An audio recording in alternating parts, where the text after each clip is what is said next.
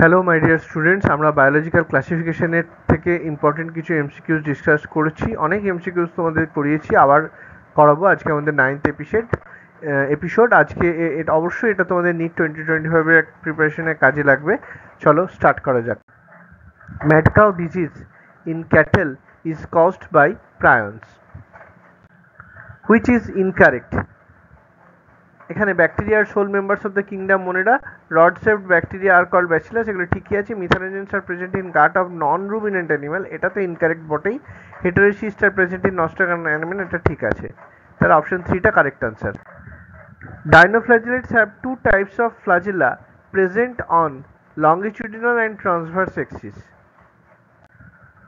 Homologous variant of BSE, bovine spongiform encephalopathy, in human is, এটা হবে none of these.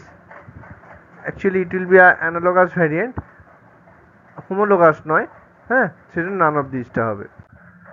Sexual reproduction in fungi can take place by oospore, ascospore, basidiospore, সবগুলো দিয়ে হতে পারে। তাহলে all of the above টা হবে correct answer.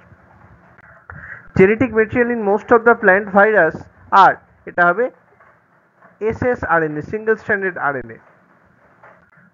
TMB has both ssRNA and protein, তাহলে অপশন 2টা হচ্ছে correct. Yeast and penicillin are included under, এটা হবে অপশন 3, Ascomycetes।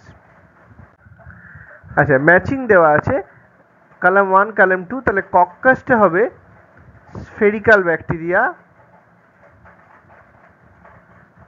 কমাসেপটা হবে ভিব্রিও, স্পাইরিলামটা হবে স্পাইরাল শেপড, ব্যাসিলাসটা হবে রড শেপড। তাহলে এখানে কারেক্ট অপশন হচ্ছে option 4, A3, B1, C4, D2। আচ্ছা, এখানে দেখো which one of the following R incorrect match. তাহলে এখানে ইনকারেক্ট অবশ্যই হবে অপশন 2টা, কারণ অ্যানিম্যালিয়া কোনোদিন অটোট্রপিক হতে পারে না। Thank you, all the best.